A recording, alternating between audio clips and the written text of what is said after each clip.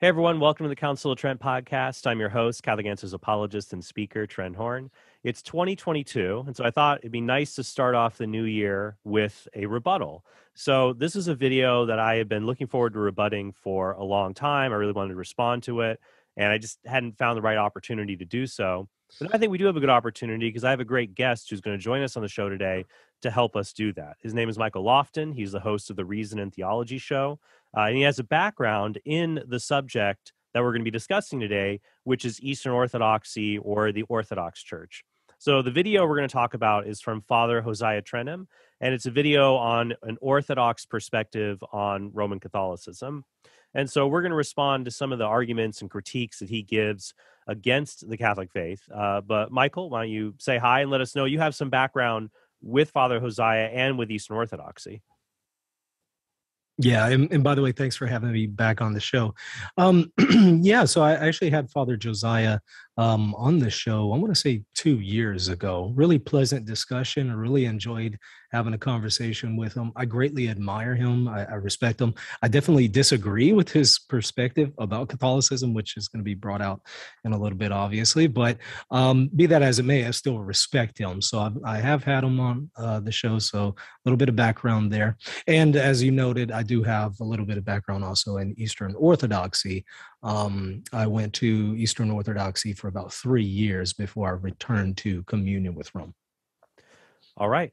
Now, so what we're going to cover is not everything that is in his talk. It's about an hour-long talk. I instead took out specific clips from the talk, but they amount to about half of it because I think that these are the strongest arguments or the most salient points that Father Josiah has when it comes to Catholicism. Some other things are interesting anecdotes or perspectives he has.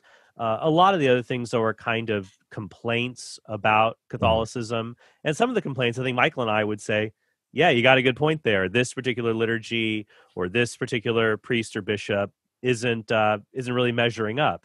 But that's not really a solid argument against Catholicism. I think, Michael, you would agree with that. 100%. There's a lot of those criticisms that he offered to that end. I would actually agree with him, but those aren't going to tell me, but where is the truth? Where is the fullness of the church that Christ established? Is, in fact, Rome what it claims to be? Is the papacy of a divine origin? It's not going to answer those kinds of questions any more than if I were to look at profligate Israelites in the Old Covenant and say, well, look, you're worshiping other gods here. You're clearly not God's covenant people. That doesn't follow. They were God's covenant people, but right. They were not being faithful to the covenant. And that may be the case today. There's quite a few of us, I'd imagine, who are not being faithful to the covenant. And I imagine there's times in our own lives where we're not being faithful. So, but that again doesn't tell me where is the truth. So those kinds of arguments, I just have to set aside. Right. And that's what we're going to do. Instead, we're going to jump into more of the specific differences between Catholicism and Eastern Orthodoxy. So let's jump into that. Okay, so I've marked each section with this title card. So it'll give us kind of a heads up of the topic Father Josiah is going to talk about. So here we're going to talk about just the dating of the schism between the Western Eastern Church and then the sacking of Constantinople during, I think it was the Fourth Crusade. Let's take a look at that. That is the separation of the Patriarch of Rome from the other patriarchs of the East, and the functional separation, at least for the last 800 years, between Orthodoxy and Catholicism. We often, just for pedagogical purposes, like to use that date, 1054, as the date for the Great Schism. Just so you know, nobody believed that at the time. In 1054, no one in the West or in the East thought that marked the Great Schism and that was somehow, the road that we shouldn't have crossed, and that was the end. If we really had to pin a date, I think a much better date to solidify the sense of the Great Schism is the sack of Constantinople in 1204 during the Fourth Crusade. It was at that time when the Latin Crusaders got misdirected and they came into Constantinople and killed our bishops and priests and raped our nuns on our altars. That is when we said, you know what? I don't think we're one. Okay, and that's something that you hear all the time. It's like, it's been It's been 800 years since the sack of Constantinople, but even this, it's not an accurate portrayal. The one thing that I would say Father Josiah is accurate about is that it's not like in the year 1054, every Catholic, everyone in the West and everyone in the East said, we're in separate churches now. Most people in their villages had no idea what would have been going on about the mutual excommunications between the Pope and the Eastern Patriarchs. So I think he's right about that. But then he gets it wrong when he says, it was definitely the real schism was this tragic event during the Fourth Crusade, where you have crusaders not attacking Muslims who have secured the Holy Land, but they're attacking fellow Christians in Constantinople. But even here, you would agree he's getting the history wrong.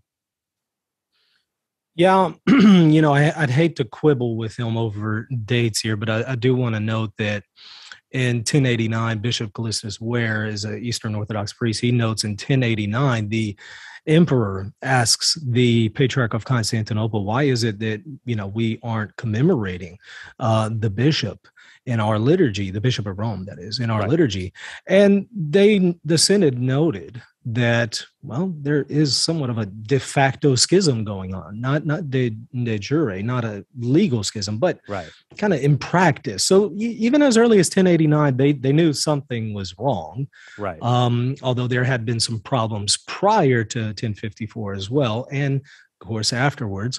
I'm not so sure that 1204, though, is really when we could say the schism was really solidified. It definitely hurt relations between Catholics and Orthodox. Right. And you can, in fact, see contemporary exchanges between the Latin Patriarch and some of the citizens of Constantinople on this question right after 1204, in the year 1206. And it's clear that they don't think that they're in union with one another. At least the Greeks didn't think that they're in union with the Latins. So you do have definitely a partial schism going on in 1204.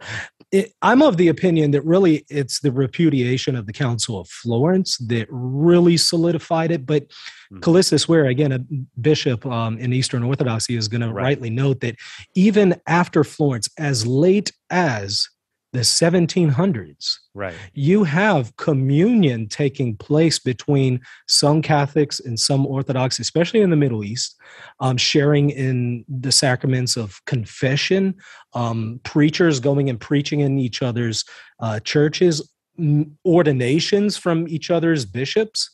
So you do have some sharing in sacred things, even until the 1750s. At that point, it becomes very clear that, okay, that's going to stop, and there really is a permanent schism or an official schism at this point. Because it takes a while for this. It might, at the level of bishops or patriarchs, it has to filter down to other priests and lay people who might still be in communion with one another. So it was a gradual process leading up to 1054.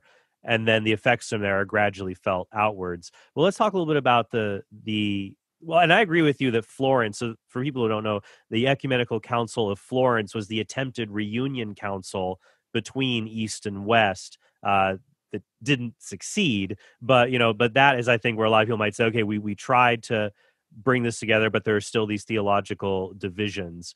Let's talk just a little bit before we go to the next part about the sack of Constantinople, because I thought the Pope had excommunicated some of those crusaders. Not like the Pope just sent them into Constantinople. Yeah, that's correct. Pope Innocent III had already warned these particular crusaders. First of all, if you attack the city of Zara, you're automatically excommunicated. And the city of Zara was actually under a Christian crusader. So if you're going and attacking another Christian city, you're automatically excommunicated. And in fact, prior to 1204, they did just that. So these were people who were already excommunicated from the Catholic Church who go and sack Constantinople. Pope Innocent III was horrified by this. He rejected it. There is some criticism that can be offered here, though, of Pope Innocent III, even though he didn't agree with it. He still allowed there to be a patriarchate set up there in Constantinople, replacing the Orthodox Patriarch, and that did cause some problems. Right. So we might be able to criticize Pope Innocent there, but we can't criticize him insofar as him approving of this. He did not approve of it, and these were not Catholics in good standing. These were excommunicated people. And that's important to know. All right, let's check the next section. So while maintaining the integrity of orthodoxy, that we, after the schism, continue to believe in one holy Catholic and Apostolic Church, and that church is found in the Orthodox Church, not in the Roman Catholic Church. The typical Latin line for 7 centuries that is found, for instance, in Thomas Aquinas's book that he wrote against the Greeks, which means against the Orthodox, just like we would say against the Latins, in which he said any Christian, any person not in communion with the Bishop of Rome is damned. That would be us. That position was radically altered by the Latins. First, tenuously at the beginning of the 20th century. It came into full force in the middle of the 20th century. I have a book, which is a collection of papal documents of the 20th century about the Eastern Church. And one after another, they grow progressively more positive to us until they really reached a climax in Pope John Paul II's Orientale Lumen. And he made explicit affirmations about the legitimacy of orthodoxy. Not that we cared that much, but it was a nice recalibration of Catholic thinking about us, in which he affirmed the integrity of the Orthodox Church, suggesting that even though we didn't really know it, we were Catholic. By the way, Vatican II also made that suggestion, which is rather insulting, about Protestants, that their baptism is really a Catholic baptism, they just don't know it. So all the Protestants are really Catholics. Very interesting theology. Certainly not something they ever believed before that. Okay, so we have a lot to break down there, but there's this idea, I think what he's trying to say is that, look, you had this very exclusivist tone in your theology. It's either the Catholic Church or bust since the schism. But now in the modern age, you're trying to play a lot nicer, even trying to say that we're all Catholic in some way. But I would reply to say, well, no, that's not the case. The church has always recognized that even people who failed to recognize the authority of the Pope, for example, that there's still these imperfect bonds of communion that we can have with these other Christians, even while still recognizing the differences there. So what would you say to this idea that he's saying that, oh, this is just kind of a modern novelty? It's definitely not a modern novelty. The issue of those who are not formally Catholic in relation to the Catholic Church, those people, that has been something that has developed in the last 2,000 years, but substantially there has been the claim that formal membership in the Catholic Church is not absolutely necessary for salvation. It's the ordinary means that God uses, but it's not absolutely necessary. And it's possible that someone could be united to the Church without, being a formal member, a card-carrying Catholic, if you will. So that's nothing new, especially in relation to the Eastern Orthodox, because we've noted for a very long time that they have valid sacraments. They are they have valid bishops with apostolic succession. They have sacraments that offer grace. So we've recognized this for a very long time. In fact, it wouldn't be possible for the popes in the last 500 years or so to be able to, on certain occasions, say that Catholics and Orthodox can actually share in Holy Communion with one another. Right. That wouldn't be possible if we believed that they were automatically damned and they don't have grace. And I also want to note something that he said there about Aquinas, if you don't mind. Sure. Dr. Marcus Plested, who is an Eastern Orthodox historian and theologian, really nice guy, had him on my show and really enjoyed his talk. He notes this about St. Thomas Aquinas, quote, "He steadfastly refrains from designating the Greeks as heretics, preferring rather to speak of their errors born of ignorance or stubbornness." And elsewhere he says, quote, "The Greeks were undoubtedly to be seen as church, possessed of grace and inheritors of a shared tradition." Of course, he's speaking in the thought of St. Thomas Aquinas. So he's rightly noting that Aquinas notes that there actually could be a mitigation of culpability here. If, in fact, maybe no culpability due to ignorance. And we have this concept called invincible ignorance. This is nothing new. This was a concept that Aquinas was familiar and speaks about in his Summa Theologica. And again, he himself recognizes that the Eastern Orthodox are possessed of grace. Their sacraments have grace. So in other words, they can be saved. It's possible. As long as they are ignorant about the claims about the Catholic Church, about the papacy, they're not putting an impediment between them and God and the sacraments and the grace that they're receiving in the sacraments. Right. So Now, this is important because Father Josiah, who says, he got Aquinas here against the Greeks. Well, anyone you have a theological disagreement with, you're going to be, you might write a treatise, you'll be against so-and-so. But clearly Aquinas would not say that the Greeks, the Eastern Christians, would not say that against the Greeks or against the infidels, that like these are the same kinds of people. They're not, because one has the grace of the sacraments and valid holy orders, and one doesn't. We've always recognized it's worlds apart. That's Aquinas' position, right? He would see them very differently than someone who is an infidel. Again, he does not think that the vast majority of Eastern Orthodox are culpably ignorant or are deliberately putting barriers between themselves and God on the matter of the papacy or the filioque or something like that. He tends to think that this is due to ignorance or stubbornness, as Dr. Pleston noted. And you might say, well, but the Greeks are familiar with the papal claims. They heard these claims, so therefore they're not ignorant.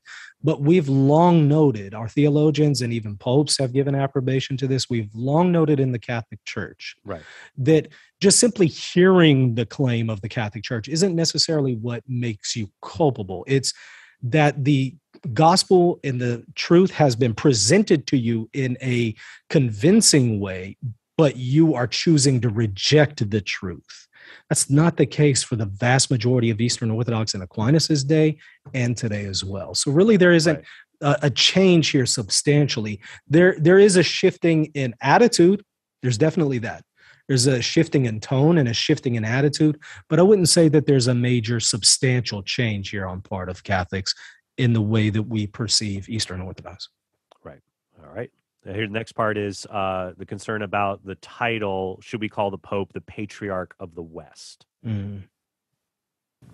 Benedict XVI continued John Paul II's view of the Orthodox East with some slight changes. One of the first things that Benedict XVI did when he became Pope was to slim down the titles for the Pope. And he removed immediately one title, and it made us sad because it was the one title we actually liked, which is called Patriarch of the West. He removed that. Doesn't fit well with papal infallibility. It sounds too collegial. One of the patriarchs. I wasn't suggesting that he was a contemporary patriarch of the West. He's not, or was not. But that was if we were going to make a rapprochement with the Catholic Church, that would be the title we would want the new Pope, who wants to be Orthodox, to emphasize and downplay the rest. All righty. So is the Pope the Patriarch of the West? My understanding was, I think it was in 2006 that, over time, different titles for the Pope have appeared and have been used in various ways over the centuries.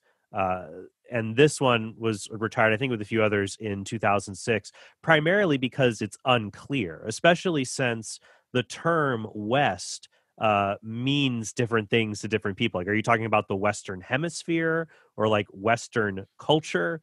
Because we would say, the West, does that include like Australia, New Zealand? So I think it's important to say, well, we're striving for clarity here and understanding how the Pope should be referred. I don't know. What do you think about this? You hit the head on the nail. The Vatican tells us exactly why it was dropped, and you mentioned it, because the title was unclear to the average person today.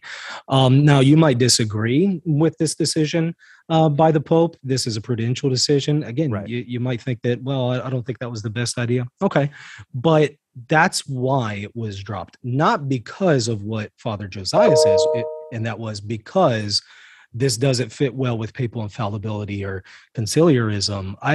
don't know where he got that from, but the concept of the Pope being a patriarch is completely compatible with papal infallibility and with collegiality, as he noted there. It's perfectly compatible because there are different levels that the levels of authority that the Pope can exercise. Patriarchal authority, he can exercise just regular episcopal authority in his own diocese. He can exercise his universal authority. He has so many titles relating to a lot of his levels of authority. Like, I think he's also called like the primate of Italy, for example, the sovereign of the Holy See. So there's different ways, you're right, how he exercises his authority. But it's also confusing because if you say, oh, well, the Pope is the patriarch of the West, well, what about people who recognize the Pope's authority who live in the East, that are part of the Eastern Christian Catholic churches? That, you know, it seems like you have a direct contradiction there, that you're rejecting that these people recognize that he is not just one bishop or one patriarch among many. Yeah, that's absolutely true. And as you're saying, I mean, he wears a lot of hats. So there's different levels of authority that he can exercise. And that's so the concept of him exercising his patriarchal authority or being patriarch of the West is not incompatible with papal infallibility, but the title might be unclear today. And therefore the title, not necessarily the office was dropped. Right. So I don't know where Father Josiah got that from. I did not find that to be accurate. Yeah. All right. Let's check this out. I said, this Fatima revelation, Russia is going to be converted. I said, forgive me. You really think that's what the Virgin Mary, if the Virgin Mary did this, came and appeared to these girls, do you really think that's what she meant? I said, because we Orthodox think that's utter, total nonsense. And he said to me, he said, oh, he has a very high voice. He said, oh, Father, I know something about this. He goes, I am personally acquainted with the youngest of the daughters, and I have corresponded with her on many occasions. I think she just died within this last year. He said, I wrote her that very question. I said, tell me what you said. He said, I wrote her a letter and I said, did the Virgin Mary, in your understanding, mean that Russia would become Roman Catholic or that Russia would return to her Orthodox Christianity? And the daughter, according to Dom Pio, wrote back and said, it's my understanding that the Virgin Mary meant that Russia would return to its Orthodox Christianity. Very interesting. I asked him if he was going to publish the letter. Be very nice if he would. It would be very, very nice if he would.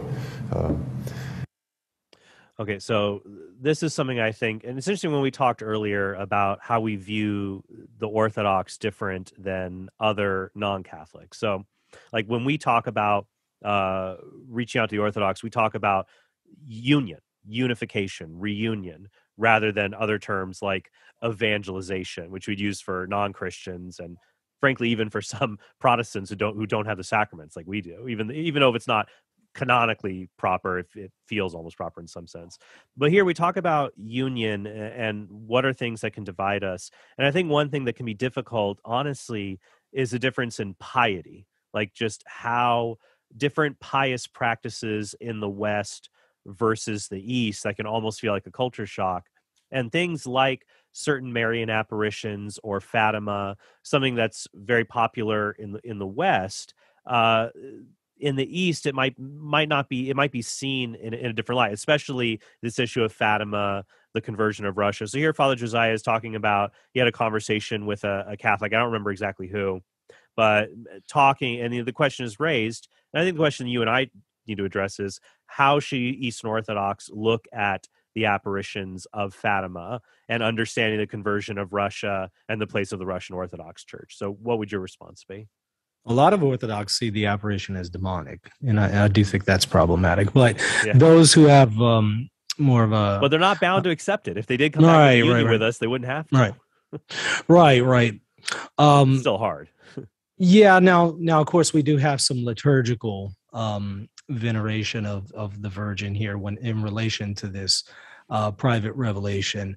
So that that would cause some problems if they absolutely rejected it. Why do you think they find it to be demonic? Some of the reasons why I've heard before is they, for example, some would say that we are without grace, and so the Virgin Mary would not come and say these things. That's clearly not the Virgin. That has to be a demon imitating to be the Virgin, because we're graceless Latins. Yeah, that's interesting, because that's what a lot of, when I read Protestant apologists, ones who will defend the resurrection, for example, and a lot of them will admit, you're right, there's just as much or more evidence for Marian apparitions than for the appearances of Jesus to the apostles.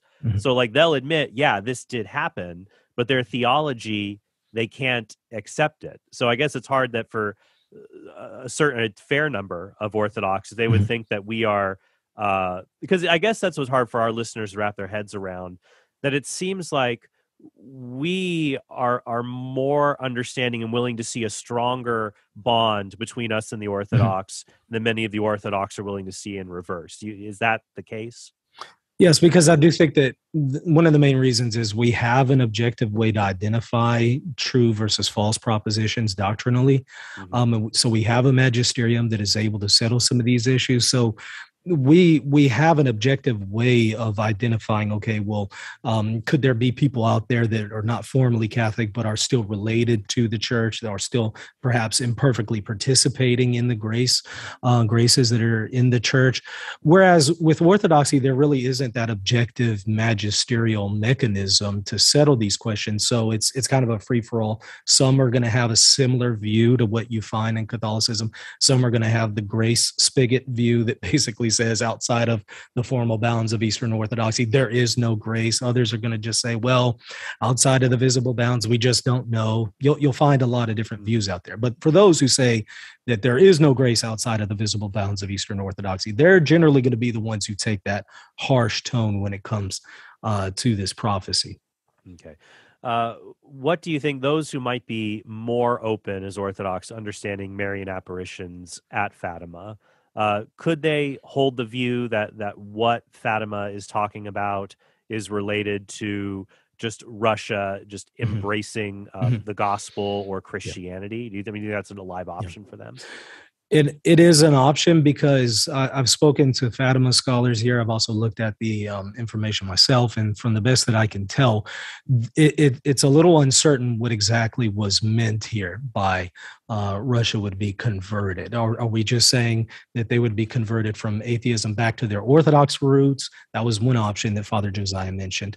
Another one that he mentioned was that they would be converted to Roman Catholicism.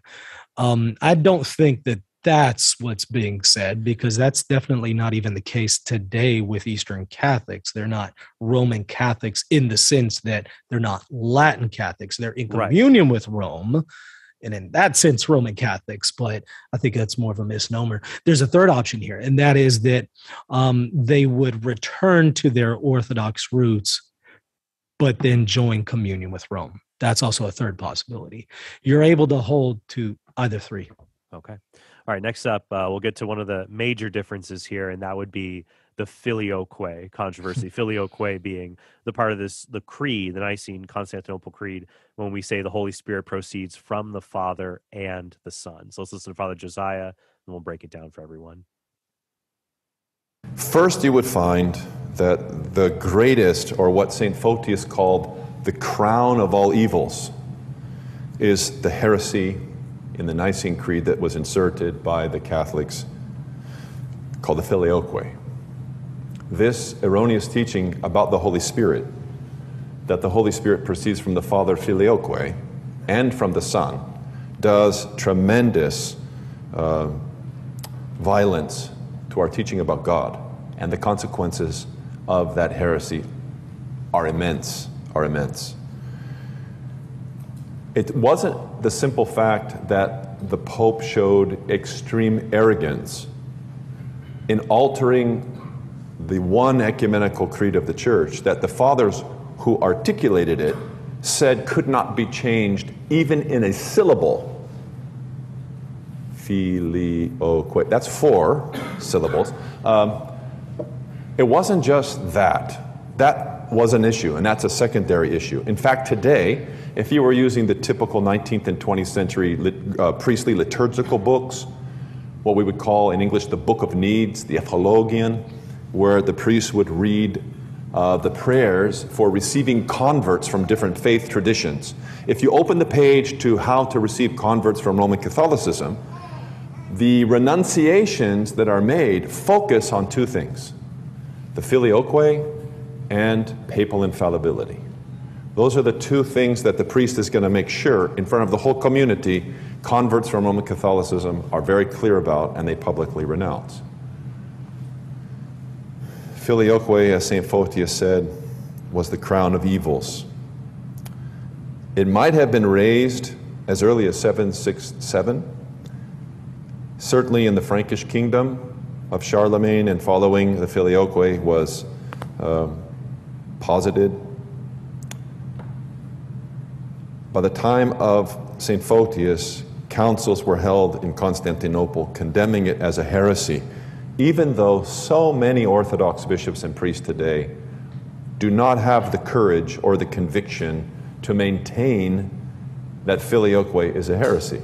One of the popes definitively said that creed can never be changed, and had the Greek and the Latin, both the original Greek of the Nicene Creed and the Latin translation of the Nicene Creed without the filioque, put on the doors of St. Peter. And by the way, they're no longer on the front doors, but they're preserved to this day in the Vatican. If you go to the Vatican, you can actually see these copies of the Nicene Creed without the filioque that were put there by a pope who said no pope could ever possibly change the creed. Well, he was proven wrong very quickly.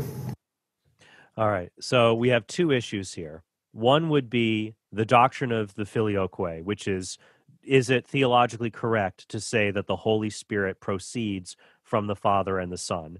So is the doctrine correct, or at the very least, is it this kind of massive heresy that is dividing Catholicism from Orthodoxy? And then number two seems to be a complaint about the history, saying, well, look, especially the major faux pas here is changing something in the Nicene Constantinople Creed that you cannot change. Now, everybody agrees that this was not original to the creed. It was added by the Spanish bishops, I think, a century and a half, 2 centuries later, to combat one of the heresies that they were dealing with there. But that gets us into issues canonically about, what was actually taught at these councils about the creed being changed or how it could be recited. So that's one thing I want to touch on. But I want to first bring up to you, I feel like Father Josiah sort of tips his hand a little bit when he says, kind of begrudgingly, that the vast majority of patriarchs or priests are not willing to stand up and say it's a heresy. I think that's kind of an indirect way of acknowledging that most Orthodox have seen that we have been able to have very successful ecumenical dialogues with one another, to see that in many cases what divides us is not theology, but it's more semantics about how we recognize that, of course, that the Holy Spirit doesn't proceed only from the Son. Everything that the Son has comes from the Father, but that doesn't mean that we just say it proceeds only from the Father or something like that. So I think, do you think that's right to look at that? I mean, I don't think he intended that, but I think that in saying this, he's kind of out of step where we've made a lot of ecumenical ground. Yeah, he's definitely out of step with a lot of Orthodox. I mean, even the North American Orthodox Catholic Consultation has this joint Catholic and Orthodox document called the Filioque, a church dividing issue, ? And there they note that we should not call each other heretics because this is not a matter of heresy. This is more a matter of talking past each other when it comes to language. That's mostly true. I think there still are some doctrinal issues that deal with when it comes to the filioque, but I don't think that his observations are true. I don't think that it's the case that a lot of Orthodox today are just afraid to say that this is heresy. I think what it is they just recognize that we've done better by actually listening to each other And whenever we've began to listen to each other, we realized that there were a lot of misconceptions and misunderstandings, and we've made a whole lot of progress ever since. I think that's more behind the reason why a lot of Orthodox aren't condemning the filioque, not out of this issue of fear. There were just so many other things that were said there that just need to be addressed. But I think take it where you want. Right. I guess the two things. We'll talk about the content, because I mean, we could do a whole show on filioque and Trinitarian theology. I know you've covered that on Reason and Theology, so I'd recommend people go check out Reason and Theology if you want even more super duper in depth on this issue. But I think, so we're not going to resolve that issue here in this rebuttal, but I think just trying to say, even saying this is a serious theological disagreement, that's fine. It's an important topic. But just to take what Photius said, oh, well, this is the crown jewel of the heresies. I'm like, that's very hyperbolic from my understanding. I think Orthodox who would say that, it's not just filioque, it is all of the other parts of theology of God that are going from that piles on from there. So I think it's a bit hyperbolic in that regard. You can have serious theological conversations, but you're right, this is kind of out of step from that. But let's then shift over into this historical question about changing, saying, oh, you've changed it, you don't have the authority to do that. I don't know where he's getting that, where what the angle and where he's getting that from. Yeah, well, and before I address it, let me just make a brief comment about Photius, because I thought it was interesting for him to bring him up, just because Orthodox scholars rightly note that they generally rightly note that Photius himself was very deficient when it comes to the filioque. He was deficient in his understanding of the Latin concept and his understanding also of the Orthodox version of the filioque wasn't entirely up to par itself. That, and I'm now speaking of maybe somebody like Gregory Palamas that you see in Eastern Orthodoxy later than Photius. He had a more developed understanding of the filioque than Photius. But more importantly, Photius, of course, is excommunicated by the Bishop of Rome. But later on in 879, he goes back into communion with Rome, knowing that Rome affirms the orthodoxy of the filioque, knowing that the predecessor of the Pope that he's going into communion affirmed it, the several predecessors prior to him, and that he himself, the Pope, affirmed its orthodoxy. He goes back into communion with him, and he doesn't require the Pope to renounce the filioque. Renounce the crown jewel of the heresies or anything like that. Yeah, so that make of that whatever you want. So, well, I'll also add this. That's an interesting point that you raised, because it reminds me of how, like, let's say we might talk to an atheist, and he'll say, your theology is ridiculous and stupid. I don't believe in a sky daddy up in the clouds that arbitrarily punishes people. And I'd say, well, I don't either. I don't believe in that. So you might have 1,000 years ago, Eastern Orthodox saying, I don't believe in this illogical or absurd Latin Trinitarian theology. We might say we don't believe in that either. Might be the case with Photius and with others. That's why we have to have this ecumenical dialogue. Yeah, well noted. And I also want to say, as far as alteration to the creed, you'll notice he said explicitly that there was not to be a syllable changed, and he was pinning this on an ecumenical council. Of course, he's thinking about the Council of Ephesus. Right. He's saying that the Ecumenical Council of Ephesus, the Third Ecumenical Council, allegedly says that you can't even add a syllable, and then he starts to list out how many syllables there are in the filioque, as if that's a cogent refutation here. Right. So the problem is that's actually not what Ephesus says. What Ephesus says is that they should not compose a different faith as a rival to that established by the Holy Fathers. Different faith. And so what you have is Anselm of Havelberg, for example, in his debate with Nicetas of Nicomedia in the Middle Ages, when they're debating the filioque, this is a Catholic and an Orthodox debating, whenever this objection is raised, he rightly notes that we're not changing the faith. This isn't a different faith. Right. This is simply a clarification, just like you have with Constantinople I, adding clarifications and, in fact, actually adding to the Creed of Nicaea, because, of course, the creed that we confess and call the Creed of Nicaea is actually a combination of Nicaea and Constantinople I. You also see this at Florence. They're saying it's not a different faith. We're not adding substantially to the creed. We're just simply clarifying it. And if we can't do that, then these other councils that clarified some matters to Nicaea's creed, they couldn't do that either. Yeah, that's a good point. That's why you noticed earlier, that's why I was saying that we usually say for short, the Nicene Creed. But the creed that we recite is not the creed from the Council of Nicaea. Properly speaking, it's the Nicene Constantinople Creed. So if you could never alter any of the creeds, even a syllable of them, you wouldn't have the creeds that we say today. But I think also people need to understand here is that there once again there is room for dialogue and accommodation, because even in the Eastern Catholic churches, the filioque, from the Father, the and the Son, is not said in the creed, and and it's not said when the Pope celebrates a divine liturgy with one of the patriarchs. We're not denying it, right? But we're just not saying that part of a creed where there's a history of long tension related to it. Yeah, and that's a disciplinary decision. I think that that's perfectly legitimate. As long as we affirm the orthodoxy of the filioque, which we do, then that's not a problem. Now, he also made another note on a related point here about a pope actually agreeing that the filioque could never be altered. That's not true. He's actually thinking of Pope John VIII. This is a misunderstanding. Right. Pope John VIII was confirming the Council of 879, and the Council of 879 under Photius said this: adding nothing, falsifying nothing, for subtraction and addition, when no heresy is stirred up by the ingenious fabrications of the evil one. What it's saying is you can't add to the creed when no heresy is stirred up. And then it also qualifies what it means by add. It says, as for the act of changing with falsified words. It's talking about changing the concept, the substance, falsifying the creed, changing what it actually means substantially, and doing these changes when no heresy is being stirred up.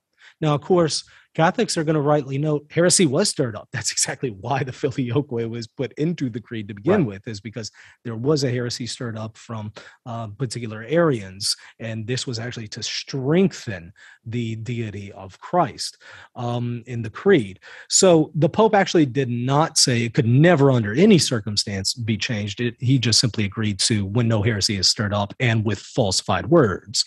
Now, one other point. Sure. He says the same Pope put 2 silver shields at the Vatican, with the filioque being not in the creed. Also not true. It wasn't even John VIII. It was Leo III that he's thinking about. Curious thing about Pope Leo III, he actually affirms explicitly the filioque. He says that it shouldn't be added to the creed, and this is a prudential decision that he made. It shouldn't be added to the creed, but he affirms the filioque explicitly. And you can see that in his own letters. So, yeah, okay, maybe this Pope actually wasn't in favor of adding it to the creed, but he affirmed its orthodoxy, and there were Orthodox who were in communion with him. Right. So it's disciplinary, prudential. It's a prudential judgment versus the doctrine we're talking about. But I would also say it's problematic for Orthodox to be in communion with people who affirm the heresy of the filioque, if it's heresy. Right.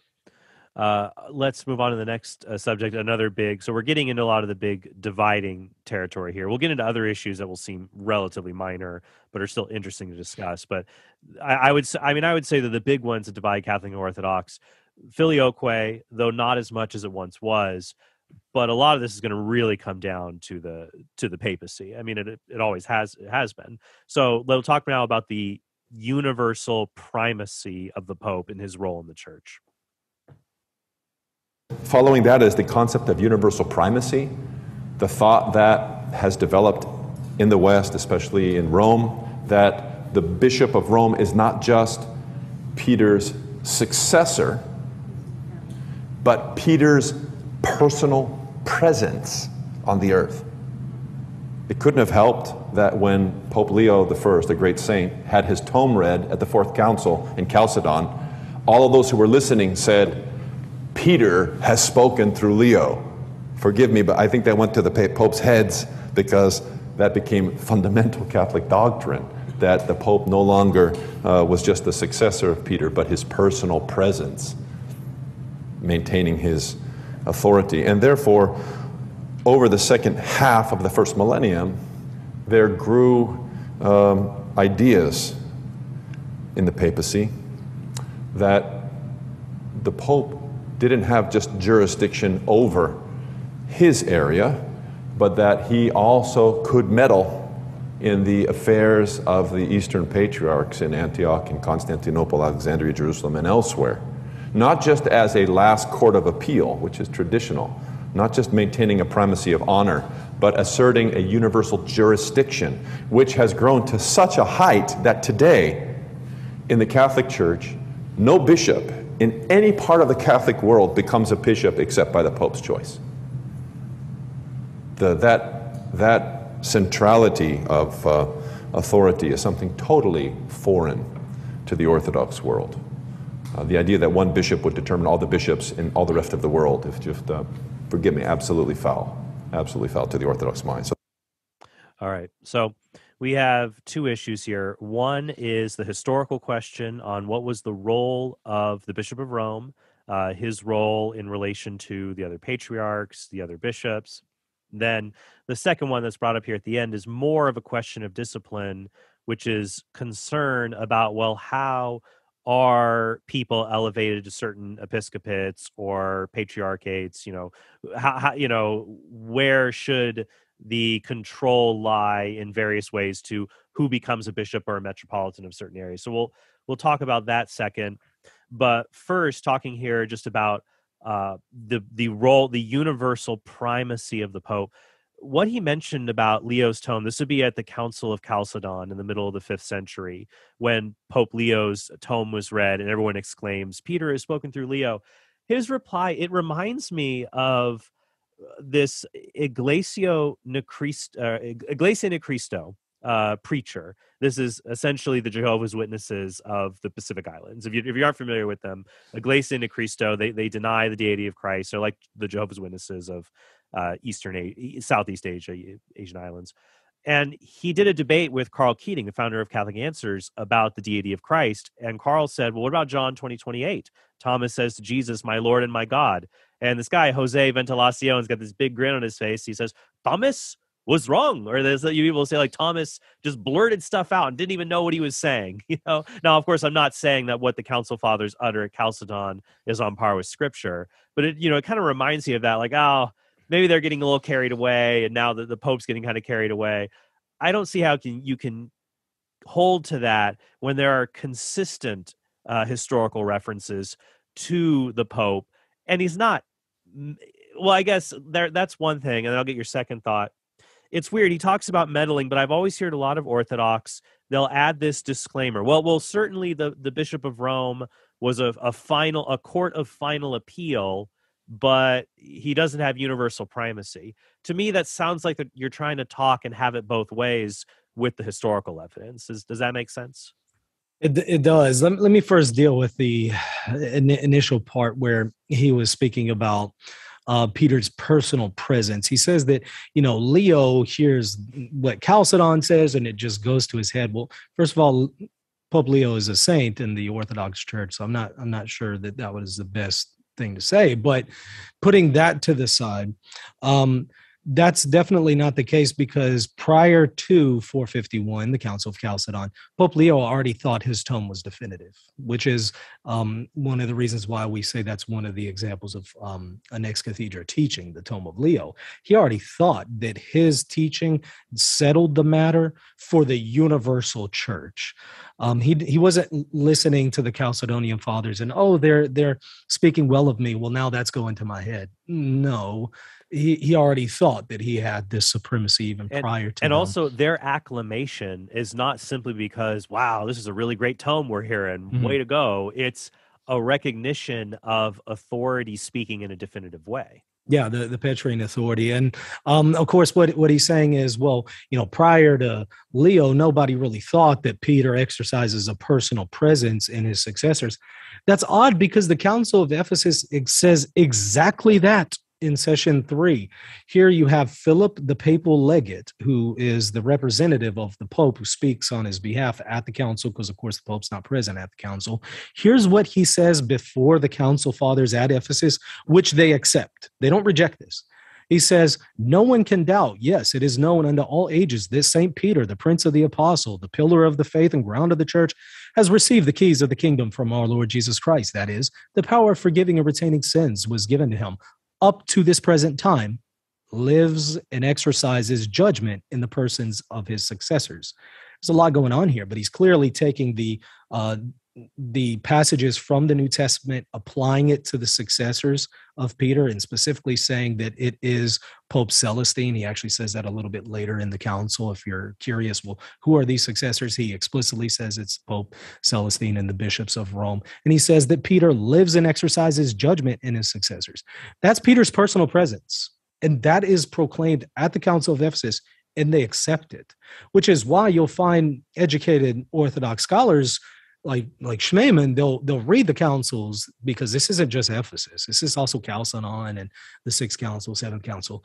They'll make claims there about the Pope that are in accord with our papal claims, but are heresy to modern day Orthodox.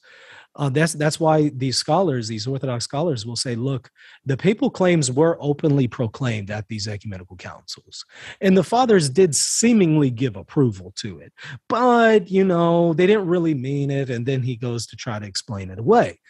But it's kind of embarrassing to note the ecumenical council says exactly what Father Josiah says isn't the case. That they don't say or they didn't affirm. And I think this is important. And I would also recommend to our listeners a lot of great different books on this subject. In my book, The Case for Catholicism, I have a section on the historical development of the papacy where I talk about very early on when you have cases like Pope Clement or Pope Clement being sought out, not meddling, being sought out to resolve a dispute with a church in the East, possibly while the Apostle John even is still alive. This is in the 1st century. Or Pope Victor having the authority and threatening to excommunicate Eastern churches.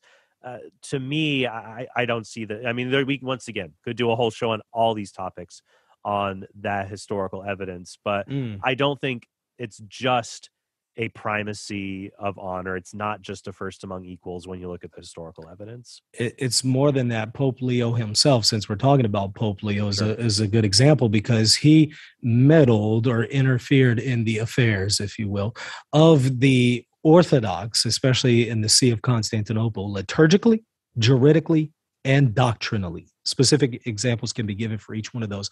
He did that, and Constantinople acquiesced to it.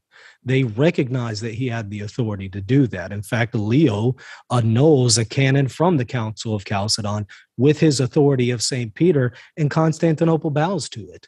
So they recognize that he had authority much more than what Father Josiah is admitting here. Now, as far as a last court of appeal, you'll sometimes hear that because you do have a Council of Sardica where some of the Eastern bishops are talking about, okay, well, Rome, we all agree that Rome will be a last court of appeal for us if we ever have a dispute. Is that right? And all the Council Fathers say, yeah, that's right.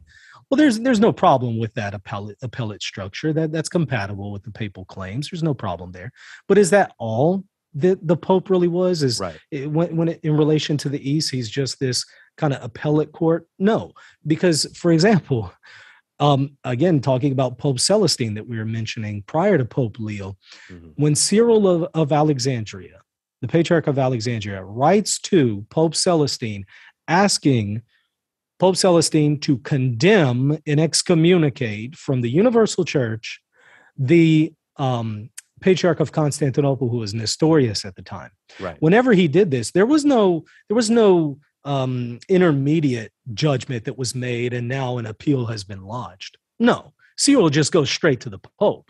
He doesn't even go to an ecumenical council. He just goes straight to the Pope and asks the Pope to settle the matter. Right, because he has this because he has this that authority, primacy, because he has that. He's not just a fail-safe option when the metropolitans can't agree amongst Yeah. each other, or the patriarchs can't agree. He's not the tie-breaking. He's not like the vice president in the Senate who Yeah. casts the tie-breaking vote. Or He can do that, but he's not merely that. he's not merely Yeah. that. And I think that's what, sorry. I No, think go ahead. important. What's important here is, and I think you're making a really good point, is that sometimes the Orthodox will make a valid claim to say, well, the Pope, Catholics don't mention that this is a role that he has. And we could say, yes, absolutely, that is a role of the papacy, but it's not only consigned to that particular level of authority or something like that. Exactly. Yeah. Yeah, absolutely. I mean, he does have that authority to be that court of appeal, but he also has a higher authority than that, as we see in the case of Pope Celestine with Cyril of Alexandria. And there are many, many, many other cases that you can point to that, in fact, involve ecumenical councils. That's what's more embarrassing, in my opinion, for the Orthodox position. Mm-hmm. They're venerating the councils, yet these councils are affirming a higher ecclesiology of the papacy than any Catholic today would maintain. Right. It's like when Protestants affirm Nicaea, Ephesus, Chalcedon for mere Christian doctrines, mm-hmm. but not for the Catholic doctrines the councils also uphold. Right. So, well, of course, the divinity of Christ and all of this. One last thing before we move on, and this is a touchy subject with authority and prudential judgments that have to be made in mm-hmm. seeking reunion with the East. There is this question that even people in the West have raised, and I think that there have been in recent years with John Paul II and Benedict have talked about how, can there be differences in how bishops are selected for, or mm-hmm. People are selected for different sees and things like that. Do you think there's room for accommodation on that? Absolutely. And I'm not the only one who thinks that. I think, in fact, a great deal of Catholics would admit that though this centralized structure of determining who's going to be a bishop when it comes to the papacy, though there were some good historical reasons for that development, right. It is disciplinary and it's probably not fitting for today. There were good reasons to have that back during the time of the Reformation. It's right. No longer necessarily the case today. So I think that you could be still a good Catholic, affirm Vatican I, and say, yeah, maybe it should be a little less hands-on. So maybe it might be something like a local, diocese, archdiocese, patriarchate, whatever area. They're able to locally select who their bishop will be, and then that's something that the Pope ratifies, for example. Mm-hmm. Now, that's already the case, of course, with Eastern Catholics in some of the Eastern Catholic churches. They actually decide who's going to be the bishop, and the Pope just ratifies it. I think in the case of a patriarchate, they determine, but I'd have to double check that. I'd have to look at there. But the point is, it is a little bit less hands-on when it comes to the Eastern Catholic churches. But even in those cases, I think that you could say the Pope could give them a little bit more authority in determining who's going to be the bishop without perhaps ratifying it. Yeah, it could even be a case where the Pope just reserves the right to nullify in an extreme circumstance. In an extreme case, yeah. Yeah, so that he doesn't, and so you're right, it could even be there to recognize his universal authority, but they select, and then he just only nullifies it when he's just has just cause that the person is not fit or something. It's like the direct centralized model, but kind of in reverse for its purpose of just in the Reformation. The goal here is not necessarily to get the best people in, but to keep the worst people out. I think that's reasonable, and I do believe the papacy is heading in that direction. Yeah. All right, let's move on. Now the question, another one. This one doesn't come up as much, I think, among lay Catholics and Orthodox. Well, it does come up, I think, more. A lot of Catholics, when they think about what divides Catholics and Orthodox, would be the Pope and filioque, but they may not see that there are different understandings, or at least articulations of grace itself can sometimes be a stumbling block. So let's play that. As we continue down the list past the filioque, universal primacy, infallibility, we come to more dogmatic realities, like the teaching of the Catholic Church about what grace is, and the rejection of the teaching of the Fathers about the uncreated light. The result of teaching that grace is a substance of sort, different from God.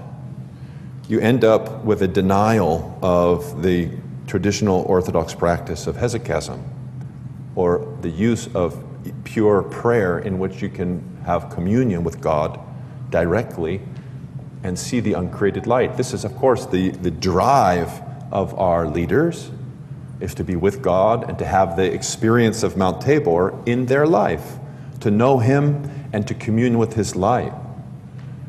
And this is something explicitly denied by the Roman Catholic Church. Our hesychasts, including great saints like St. Gregory Palamas, are considered heretics by the Catholic Church today, because they taught that we can commune not with God's essence, but with His divine energy, and that divine energy, much as the heat and rays of the sun are different than the sun, but are also the sun, that divine energy is certainly God and His presence. How could our monastic tradition ever be reconciled with Catholic dogma, as long as they maintain a teaching about created grace and a refutation of hesychasm? All right.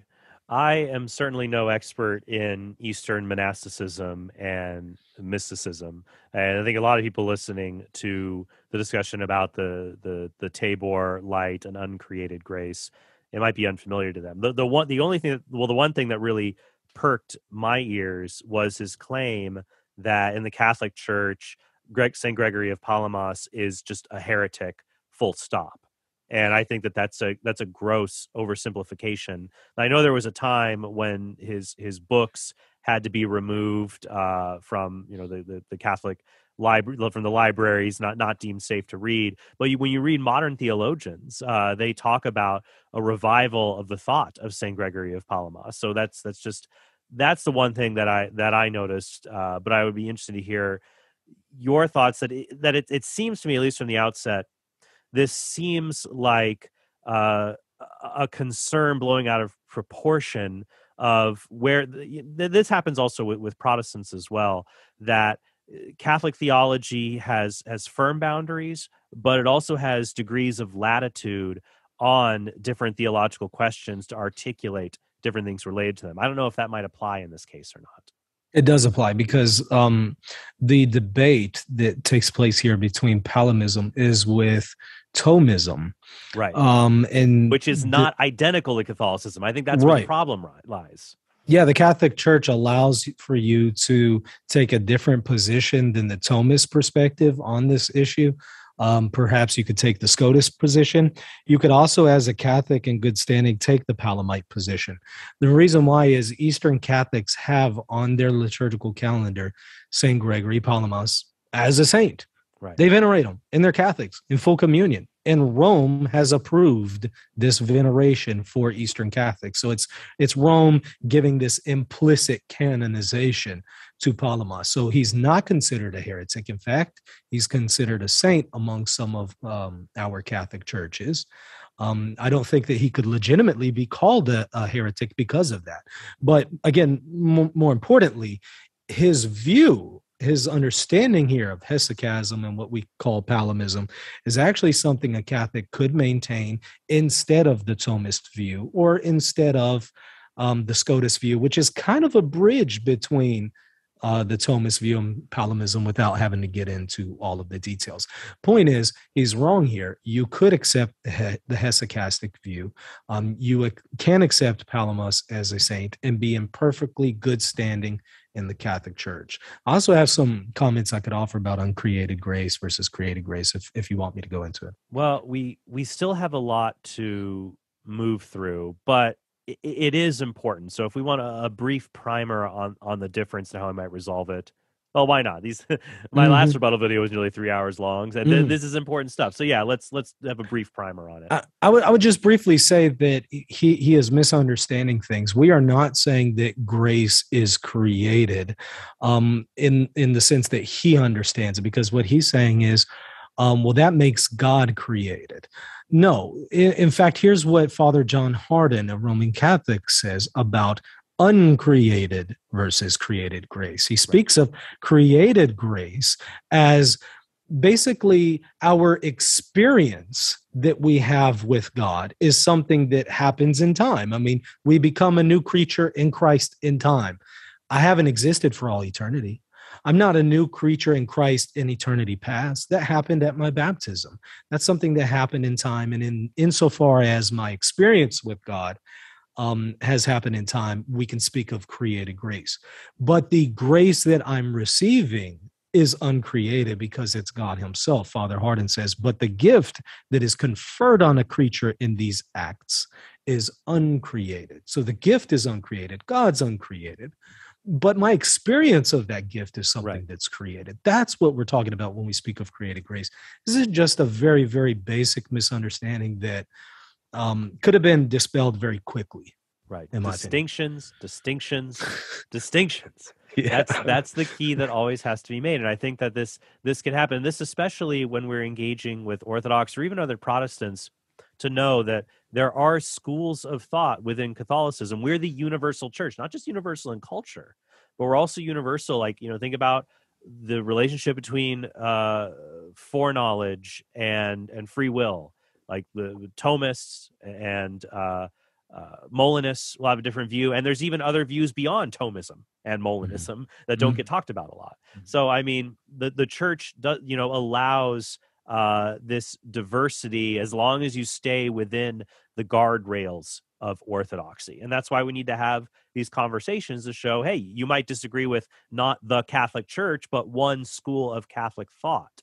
And so that's important for people to understand. And I think this is going to also come up here in our next section about purgatory, because I just did a rebuttal video engaging Dr. Gavin Ortland on purgatory, and he talked about the Orthodox and their views. And in my research for that, it seems to me like, especially if you compare to other issues, we're actually very, very, very, it's very close. It reminds me of semantics with filioque. So let's jump into that. So here we go. Of course, there are many soteriological issues that are on our lists. Purgatory, the concept that there is a unique fire that is a purifying fire, not a consuming fire, not a destroying fire, not the fire of hell, and not paradise, not the fire of paradise, which is divine light, but a third reality that is the destination for most believers who have put their faith in Christ but have not satisfied the demands of God's justice by repentance and deeds of repentance, and therefore must go to this place in order to be prepared over years, sometimes hundreds of years, to be able to be fit for heaven. Now, the concept of purgatory certainly appeared before the schism. And there were a number of really great Western saints who maintained this teaching. Okay, so I see here already, I mean, it sounds like some fundamentalist Protestants that I might engage, like the objection to purgatory, that you think there's going to be this fire that we're going to burn in for hundreds of years before we can go to heaven. That is not a defined teaching of the doctrine of purgatory. Now, there are theologians who have speculated through church history about what purgatory is like, just like there have been theologians that have speculated about what hell is like or what heaven is like. But those speculations are not definitive teaching. The teaching, as affirmed, I want to say it's around paragraph like 1030, 1031 in the Catechism of the Catholic Church, just says that what purgatory is that it is the purification of the elect so they are capable of entering in heaven. So when you look at least what the Catechism says, it doesn't talk about the fire of purgatory. It doesn't talk about how purgatory. It doesn't also talk about how long it is. And when you read Aquinas, when you read other Catholic scholars throughout history, they recognize in the afterlife time works differently. So we can't gauge purgatory as having the same temporal duration as this life. Paul talks about us being changed in the twinkling of an eye. So what's hard for me is that Father Josiah picks and this is the same thing like when you have St. Mark of Ephesus, combating, addressing the Council of Florence on purgatory. He's saying, well, we in the East, we don't believe in a expiation by a purifying fire. Well, we don't hold to in the West that it has to be that. Some people have, but it doesn't have to be that. But Mark of Ephesus does say that. What's interesting is that in his homily on purgatory, he says that the inner torment of the soul in the state after death to prepare it for heaven, from the East, the Greek view, the Eastern view, he says that's worse pain than any kind of external fire. So it's hard for me, as I feel like, look, we both agree, East and West, that after death, if you are still attached to sin, you will need purification. Now, the difference might be, well, you guys say it's a punishment. Well, I mean, I'd say, guys, I think punishment's a fine word if you did something bad and then you accrue something bad because of it. And you undergo this unpleasant process to be purified and prepared for heaven. I just feel like we're so close. He's just picking differences that aren't a defined part of the doctrine. But. Yeah, spot on. I mean, the issue of a material fire is not defined. It's not anything that anyone is bound to believe as a Catholic. So in my opinion, the vast majority of Orthodox criticisms against purgatory are irrelevant because they all focus on the material fire aspect. Now, he did mention there about being, we think that these people are in purgatory hundreds of years before they see God, as if that was a problem for him. It's interesting you brought up Mark of Ephesus. Mark of Ephesus at Florence thinks that the righteous, not the damned, the righteous will not enjoy God until the great and final judgment. So that's more than a few hundred years. So I just thought, well, if you're going to quibble over that, I mean, you probably wouldn't like Mark of Ephesus, who doesn't think that the righteous see God at all until the final judgment. Right. Whereas we would say, well, once one is purified, they enter into the beatific vision. They see God and enjoy God. Mark of Ephesus wants to say they don't see God at all. And they don't enjoy God and have beatitude until after the resurrection. So once again, I feel like when it comes to purgatory, it's just like the name. Like, I don't like that it's a Purgatorium. It's Augustine. It's a Latin name. Fine. You can have different names. Like in the East, we have different names for the sacrament, the mysteries, mysterion, the mysteries in the East.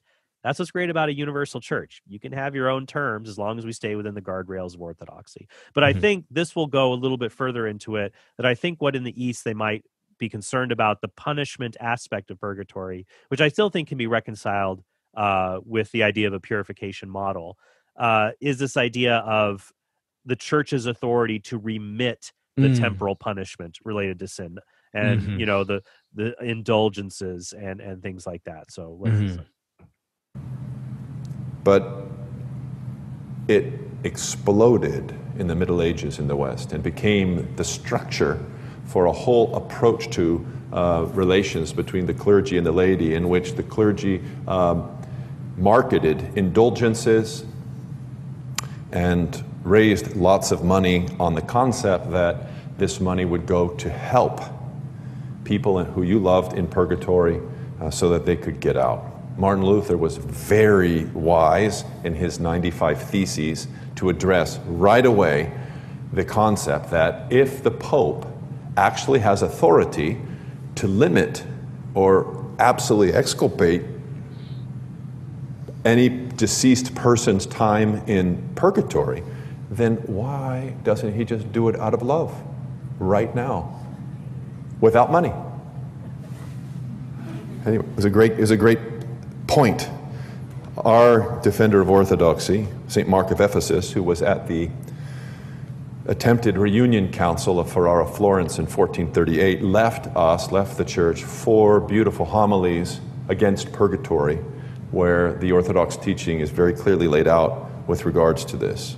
I think the red flag that pops up for a lot of people when they hear indulgences is they say, oh, money, indulgence, get out of hell. The church has gone completely bonkers and corrupt. And I think what's important to say, let's pump the brakes a little bit, especially with people that are close to us, like the Orthodox, and go back to someone like St. John Chrysostom and others in the East and others who would say, well, what can we do? Because the Orthodox are also very clear, and Father Josiah mentions this in the talk. I didn't include this clip. I do include the clip in my video responding to Dr. Ortland. that the Orthodox pray for 40 days after the deceased to help them on their journey. That in the Callistos, where everybody affirms this, the prayers of the living do help the deceased. And not just the prayers of the living, but giving alms, doing good works on behalf of the dead to help them, to carry their burden, to make an offering on their behalf. So if you start there, especially as someone who's close to us, look at these fathers who affirm when we give alms, that's a way to help deceased souls. So some of them, I think it was Chrysostom who said there were certain deceased souls that, the faithful departed who have died, we would pray for them in the liturgy. But let's say someone who died without baptism, the best you could do is go and give alms on their behalf or something like that. So the problem is you have an indulgence, which is, well, you say a certain prayer, you do something to make up for the temporal aspects of temporal punishments related to sin. You can't make up for the eternal cost or punishment, but you can do something to make up for the temporal effects. Saying a certain prayer, doing a good work, like giving to the poor. The problem is, you're if you're a corrupt Christian, you just got extra cash. You think you can just buy your way out of these punishments you would normally have in purgatory in the afterlife. And so I think that if we dial it back a bit, especially talk about prayers for the dead, almsgiving for the dead, maybe that's a way to help our Eastern brethren see there is sensibleness related to this. I don't know if that's helpful. It's very helpful because that's what I was thinking as well. Tobit 12:9 says this: almsgiving saves from death and purges away every sin. Now, of course, the Orthodox are generally going to accept the Book of Tobit in their canon. Some Orthodox reject the Deuterocanonicals, but majority of them are going to accept them. Right. But here again, it notes almsgiving saves from death and purges away every sin. Now, one could rhetorically ask in the same way that he quoted Martin Luther, well, if almsgiving saves from death and purges away every sin, why doesn't God merely purge away every sin and save people from death without alms? Right. It's interesting. His objection, which borrowing from Luther to the Pope, is, well, if the Pope has the power to do X, why doesn't he do X? Well, God had, that's not what God has given the church as its prerogative to do. Much like, you could turn the question, an atheist can turn it back around to God. Why didn't God do this or that in the economy of salvation or the forgiveness of sins? So it's not a road I don't think they should go down. Yeah, if God loves everyone and has the power to save everybody, but knows that some people are going to reject him, why did he not just create a world where nobody rejects him in the first place? Right. we can level these objections all day long. I don't think they're very helpful. I also don't think they're consistent with the Orthodox perspective at all. I think it was not a very fair critique. Now, I also want to make a connection here. There is a connection between the concept of indulgences and the early practices in the early church of the penitential system. Of course, the local bishop did have the authority to dispense or mitigate and lessen a person's penance period. If they committed some grave sin, they were barred from communion for a certain period of time. The bishop did have the authority to dispense with it altogether or to mitigate it. And here's the question: well, if he could dispense with it altogether, why didn't he just do that for everybody?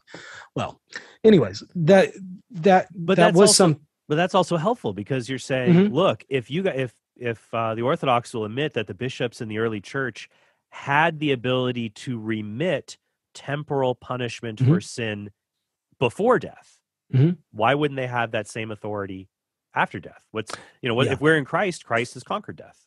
And that's the key, because what you see there in the patristic era is that they have this authority over the temporal punishments in this life. What they're going to say is, but what you're talking about is in the next life. And yes, that's a concept that you don't necessarily see explicit in the patristic era, but I do think it's a development out of that concept and also the concept of papal supremacy.